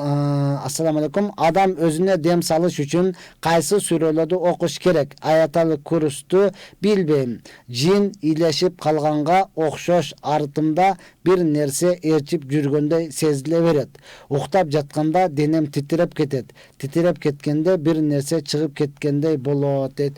Караңыз урматтуу, өзүңүз сурап атасыз кайсы сүрөлөрдү деп, жанан Аятал Курсун билбейм дейсиз, сезип калдыңыз да, Аятал Курсун окуп дем сал дегенин сезип калдыңыз, Андан кийин ошону алдын ала сиз өзүңүз акта мен билбейм деп. Азыр эми Аятал Курсуну билбесеңиз, Бакараны андан 5 бетер билбейсиз. Ясин сүрөсүнү таптакыр эле билбейсиз, Эми урматтуу тууган, кансе дагы Ихлас, Фалак, Нас сүрөлөрүн билесиз да. Макулбу? Эми ушуларды дагы билбейм десеңиз, анда уят болот урматтуу. Ихлас, Кул хуаллаху ахад, Аллаху самад. Ошону 3 жолудан, Фалак сүрөсүнү, Нас сүрөсүнү 3 жолудан окуп туруп, өзүңүзгө дем салыңыз. Анан ооба титиреп коркуп кетип аткан болсоңуз, кудум эле бир нерсе жүргөндөй болсо, атайын биздин каарыларыбыз бар, машалла. Тагдыр кары дегенибиз бар, Халид кары бар, Асадулла кары бар, Нур Мухаммад карыларыбыз толтур матон. Ошолорго барып дем салдырып алыңыз. Кудай буйрса баары жакшы болот. Биз базарда соода кылабыз. Кээде кимдир бирөөлөрдүн буюмдары калып кетет. 1-2 ай күтөбүз. Ээси келбей калса, өзүбүз иштетип койсок болобу же бирөөгө берип коюш керекпи дейт. Эң жакшысы бирөөгө берип койгонуңуз жакшыраак болот. Бирөөгө берип койгонуңуз жакшыраак болот. Албетте, ооба, өзүңүз андан дагы муктаж болсоңуз, урматтуу, муктаж болсоңуз өзүңүз иштесеңиз боло берет. Чындап эле муктаж болсоңуз да.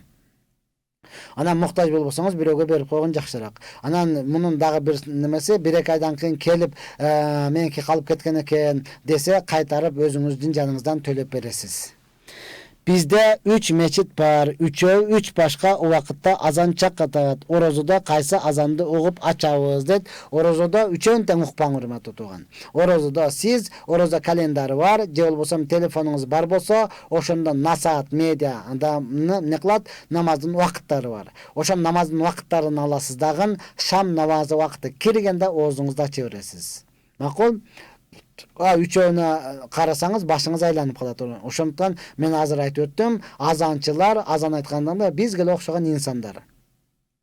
инсансың да убакыты келгенде дааратың кыстап калат, уктап каласың, алыс жолдон ана барасың, сен пробкада туруп каласың, же болбосо морозодо чындап эле азан айткан адам дагы курсагы ача турмат турган, убакыты келгенде мен кичине жеп алайын анан азан айтам дейт, кичине жейм деп туруп кызыгып кетет дагы, караса эле 2-3 мүнөт өтүп кеткен боло турмат турган, анын азанын сиз үйдө отура берсеңиз сиз кечигип каласыз. Мына ошондуктан шам намазынын убакыты келгенде оозуңузду ача бересиз. Себеби айылыңызда 3 мечит бар, 3 баш кайтып атат деп атпайсызбы? Бизде 7 областыбыз бар. Өзгөчө мына ал түштүк тарапта дагы бир 10 мүнөт болбоду дегенде 7 мүнөт, 15 мүнөткө чейин айырма боло турмат турган. Мына ошондуктан сиз убакытты гана карайсыз, кайсыл жерде болсоңуз дагы. Ассаламу алейкум. Менин сахарым бар. Орозо карманам болобу? Карманам болобу? Күчүңүз жеткен болсо сонун болот, сооп болот. Алла шифа берсин, урматтуу туган. Кармасам болобу деген болсоңуз, албетте аны дагы күчүңүз жеткен болсо өтө сонун болот.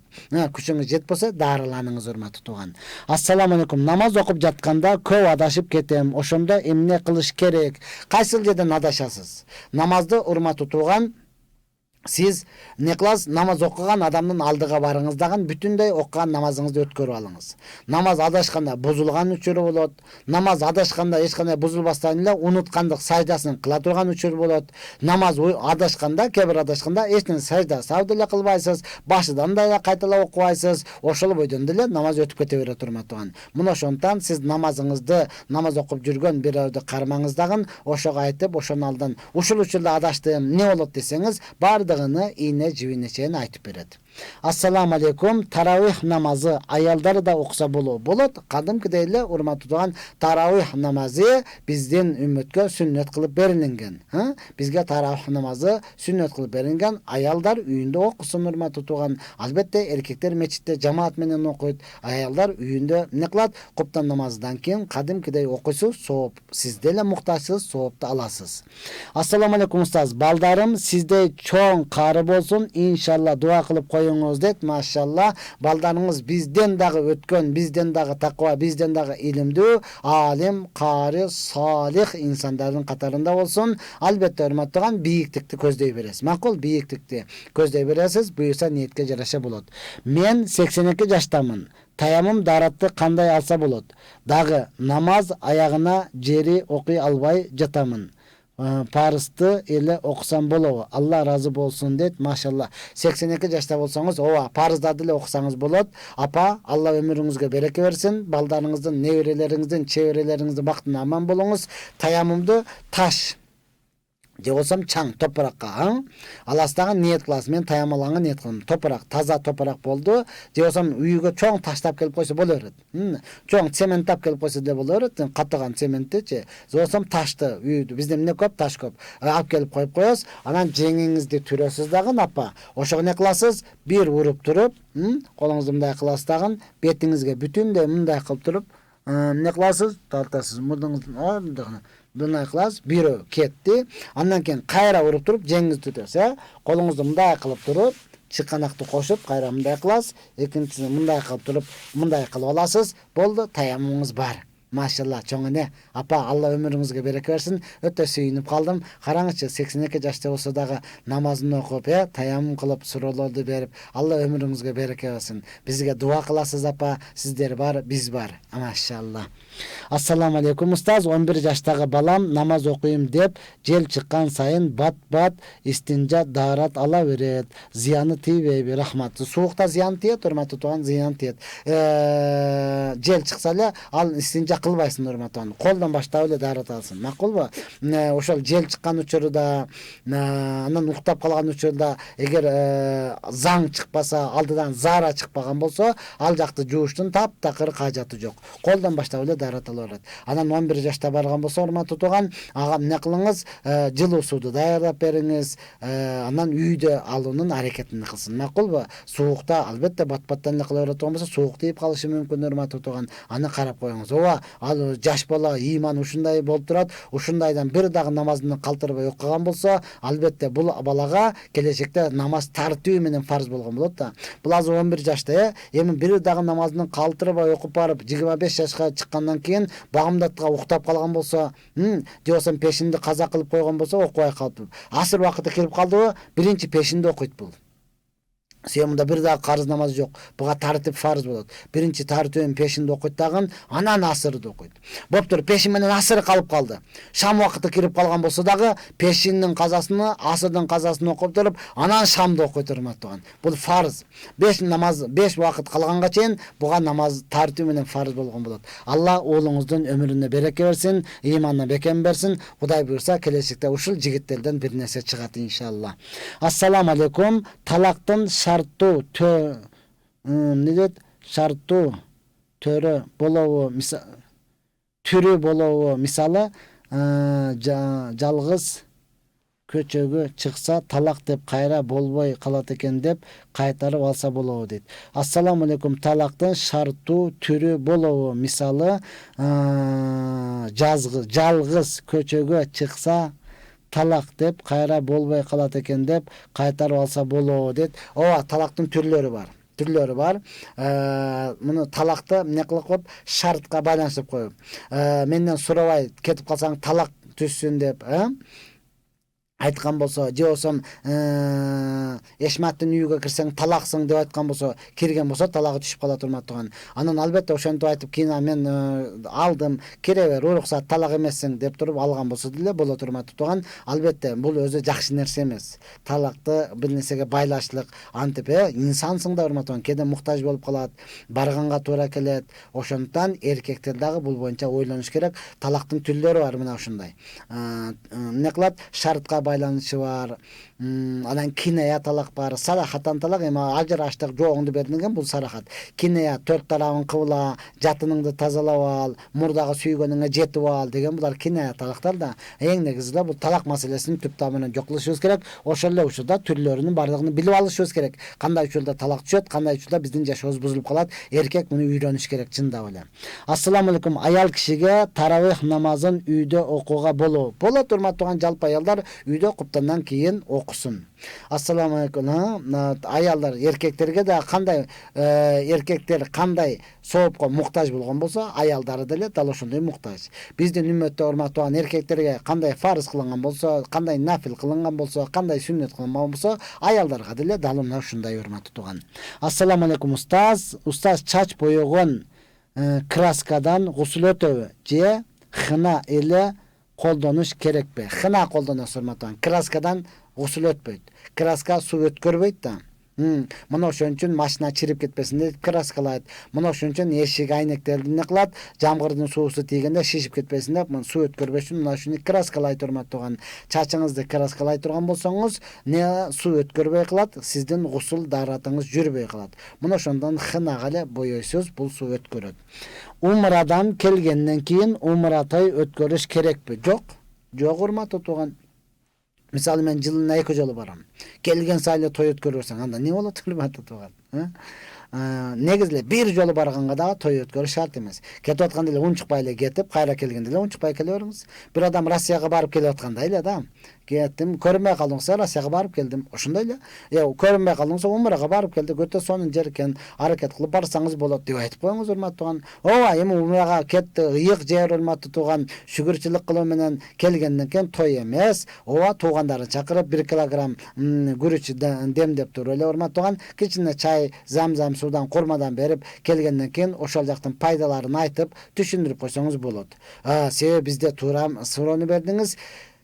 Умрага баргандан келгенден расходунан тойго да көп кетип атат да. Тойго көп кетип атат. Мына ошондон бардыгынын барганга кудурети жетет. Бирок келгенден кийингини ойлонуп атат да. Келгенде мынча расход кетип калат экен деп. Анча расход кетирүүгө сиз милдеттүү эмессиз. Ассаламу алейкум устаз, мен 12 жаштамын. Мен кантип намазды токтотбой окусам болот? Бир жардам айтып коюңузчу. Анан мен сүрө Фатиха менен Ихлас сүрөсүн эле билем. Анан окуп жатканда ошол 2 сүрөнү эле окуймун дейт. 12 жашта болсоңуз урматтуу тууган, машалла. Siz түшүркөдүңүзбү, түшүркө Түшүркө элек болсоңуз, демек балагатка жете элексиз. Түшүркөп түшүңүздө бирөө менен бир болгондой болгон болсоңуз, демек сиз эмне кылып калдыңыз? Балагатка жеттиңиз. Кадимкидей эле даарат алып өз убагында окуйсуз. Мектепте жакшы окуган болсоңуз, урматтаган мугалимдер намаз окуганга өзү уруксат берет. Балким мугалимдер өзү эскертип турат. Сен намазың болуп калдыбы депчи, Мен чынында эле окуп жүргөн учурда кээ бир мугалимдер өздөрү айтчу эле. Сен намазың болуп калдыбы? Канчаны окуйсуң депчи. Кээ бир мугалимдер ачык өзү айтат эле, бул убакыты качан болуп атат, сен мешитке барып турасың, намазы качан келет деп туруп, убакытын мугалимдер өздөрү сурап, ошонун сабагына кирип калган учурда жүр намаз окуп алайлы деп айтат эле, урматтуу тууган. Азыр мугалимдер андан дагы жакшыраак да. Азыркы мугалимдер андан дагы жакшыраак. Бардыгын түшүнүп болушту. Ошондон мектепке барып калган болсоңуз, урматтуу тууган, ал жакта дагы мугалимдер сөзсүз жакшы окусаңыз, тартипти бузбасаңыз, алар дагы уруксат берет. Керек болсо мен окуп жүргөн учурда атайын жумага дагы уруксат берчү да.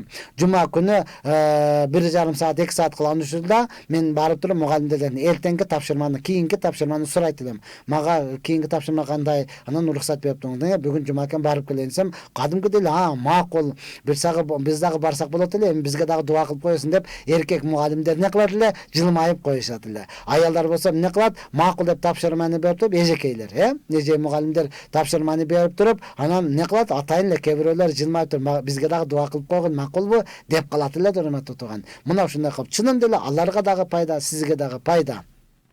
Анан 12 жаштасыз, сүрөлөрдү көбүрөөк жаттаңыз, аракет кылыңыз, макулбу?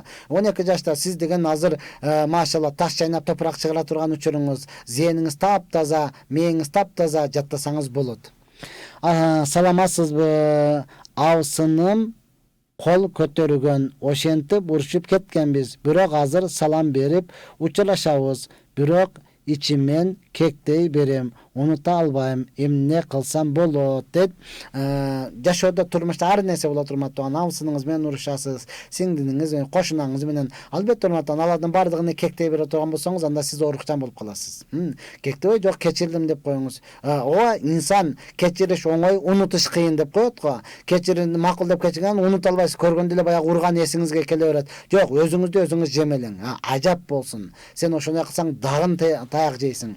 Дагын айтайынбы, дагын таяктасынбы деп өзүңүз менен өзүңүз нафсы менен сүйлөшсөңүз, анан айтат да, шайтанчы, сен адам падам эмекенсиң. Болду, экинчи сени азгырбайм деп. Адам өзү менен дагы нафсы менен сүйлөшүп үйрөнүш керек да. Чынында эле урматтаган инсансың да, кээде жакын бир жерге чакырбай коет. Анан угуп каласың, неге мени чакырбады? Өзүң айт, өлүп кет, ажап болсун. Демек сен татыктуу эмессиң, ошон үчүн чакырбады. Сен чакырганга ал милдеттүү эмес деп кээде өзүң менен өзүң сүйлөшөсүң, анан бир канча жеңилдеп каласың да. Анан жо мени чакырыш керек эле, мен төрдө отурушум керек эле, мени эмне үчүн уруш керек, мени урубаш керек эле, мени сыйлаш керек эле деген нерселер боло бере турган болсо, өзүңүзгө өзүңүз орун берсеңиз, анда урматтуу тууган не кыласыз? Орукчан болуп каласыз. Анда кыйналып жашап каласыз. Ошондуктан бардыгын кечириңиз дагы, ошол ой келген учурда өзүңүздү өзүңүз жемелей бериң, Кудай буйрса баары жакшы болот. Ассаламу алейкум, орозодо дем салдырса болобу? Сонун болот, урматтуу тууган. Дем салдыруу бул убакытка муктаж эмес. Айзылы түндө салдырса болобу, салган эле адамды тапсаңыз болот. Күндүз салдырсаңыз, асырла пешинде, орозодо боло берет, урматтуу тууган. Орозодо үйлөнсө дагы болот. Ушунчалык десе да, орозодо үйлөнсө дагы боло берет, урматтуу. 2 ай ортосунда үйлөнбөш керек экен. Анда эч жерде жазылган эмес. Үйлөнүңүз, үйлөнгөндөргө биз нике кыйып эле жүрөбүз, болуп атат. Ассаламу алейкум, биз бала барып багып алганбыз. Өзүбүздүн фамилияга алсак болобу же өзүнүн атасынын атында калыш керекпи дейт. Өзүнүн атасынын атында калыш керек.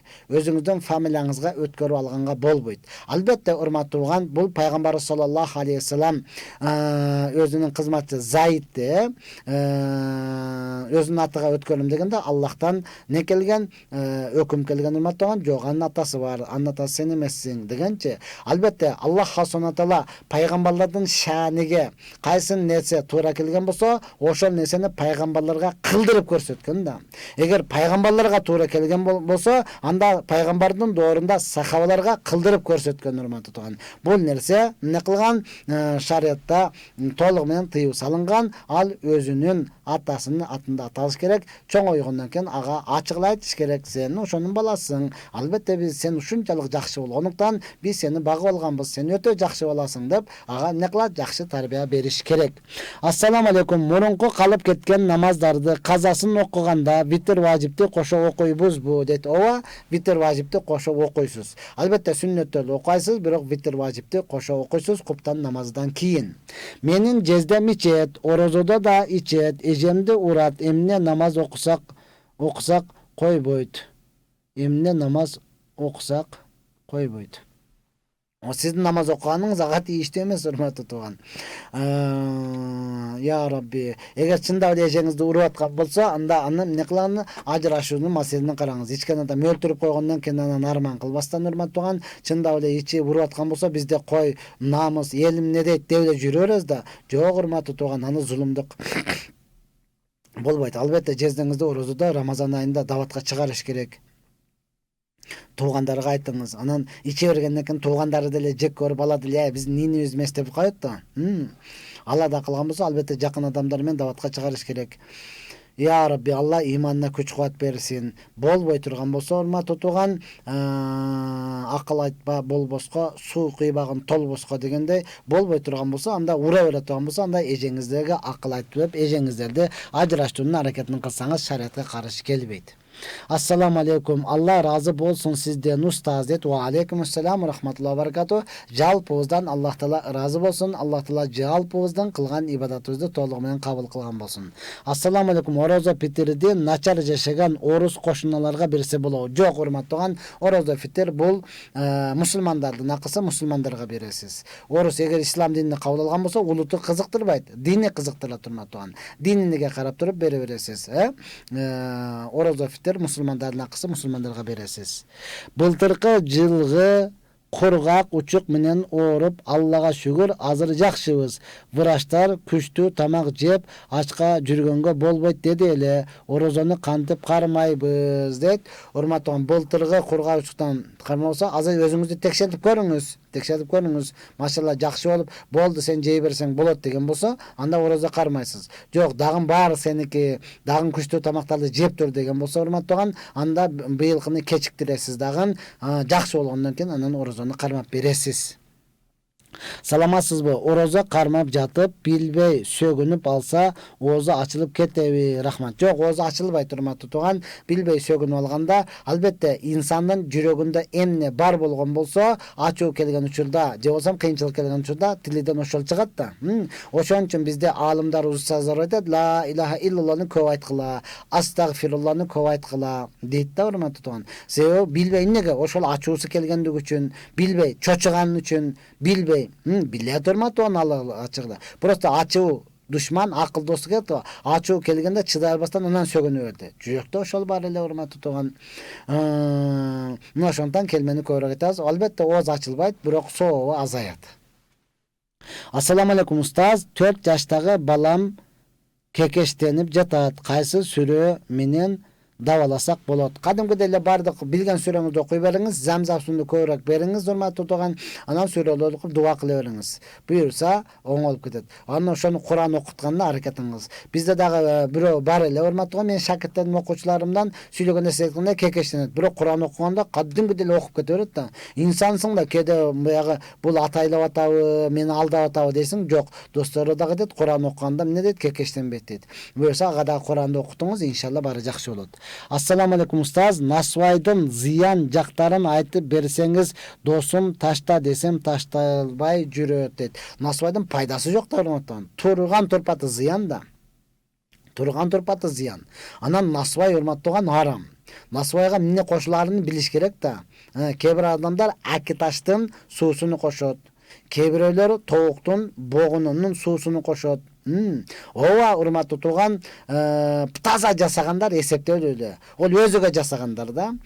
Күлдөн жасалат да, эми күл, макулбу? Либо эле нерсенин күлү. Көбүнчө мен көзүм менен көргөн элем, жаштык учурумда урматтууган, талдын кабыны күйгүзүп, анан ошонун күлүн, тамекинин күлүнү кошуп, анан ачыгыраак болсун, ар нерсе кылат да, кыскасычы. Мунун пайда жагы жок. Тоқтун богу өзү арам урматтан. Акиташ неге мыналарын кесилип кетет? Эмне үчүн ал ачуу боло турматтан? Акиташтын суусун кошкондугу үчүн, токтун богуну кошкондугу үчүн, күл аралашкандыгы үчүн. Кыскасы анын пайда жери жок да, турган турпаты зыян урматтан. Тишиңди чиритет, оозуңду сасытат. Я Алла. Пайгамбар саллаллаху алейхи вассалам айтып атат. Кимде ким пияз жеген болсо, жана сарымсак жеген болсо, мачитке келбесин дейт. Неге? Ал жердеги адамдарды дагы, периштелерди дагы кыжалат кылат деп атат да. Адал пиязды жегенге болбойт. Жеген жесе мачитке келбесин деп атат да. Жегенге болот урматтаган. Бирок жеген же эле мачитке келбесин дейт. Эми элестетиң урматтаган, насвайды салып атып кантип барасыз? Чынында эле мен досторума дагы ачык эле айтам. Мен дагы сен менен кучакташып көрүшкүм келет. Сен менин досумсуң. Бирок насвай жыттанып атпайсыңбы? Мен дагы сенин досумсуң, кучактагым келет. Бирок тамеки жыттанып атпайсыңбы? Ошондон таштачы, мындай досум деп кучакташып көрүшөлү деймин. Түшүнгөнү түшүнүп, машалла таштап атат. Түшүнбөгөн дос раса неме сүйлөйсүң да деп эле калып атат да. Дос, урматтаган балдадай кесип айтат, душман шекерде тартып айтат. Мына ошондон кесип айткан учурда бардыгыбыз таштайлы ал нерселердичи. Ассаламу алейкум устаз. Аш казан оорусу барларга кандай кылса болот? Орозо кармай албай калса эмне болот дейт. Дарыланат, урматтуу тууган, ал дарыланат. Анан такыр айык турган жолу болбой турган болсо муфтиятка барат дагы. Орозо кармай албагандын фидиясы деп коет. Ошону канча төлөп бериш керек? Ошону төлөп берет. Чындап эле ал айыкпай турган болсо. Бирөөдөн карыз болуп эсин таппай калса кандай болот? Эсин таппай калсаңыз туугандарыны билесиз, кошуналарыны билесиз, издейсиз уматан. Эч кимиси жок, дайынсыз жок боло турган болсо, анда канча карыз элеңиз, ошончо карызды муктаж адамга, ошол адамдын артынан садака кыла бересиз, соопту сиз үмүт кылбайсыз. Ошол адамга беришим керек эле, мына ошону сага бердим, ошол адамга тийсин дейсиз. Бирок бир кез келип туруп, билесиңби, ошондо сен менден карыз болчусуң десе, кайрадан төлөп бересиз. Мына ушундай анын жолу. Аялдар өзүнө дем салса болобу? Кайсы сүрөлөрдү окуса болот? Аялбы, эркекпи, жашпы, карыбы, байбы, кедейби, семизби, арыкпы, акпы, карабы, баардыгы бирдей өзүнө дем салса болот. Кайсы сүрөлөрдү билген болсоңуз, ошон бардыгын салыңыз.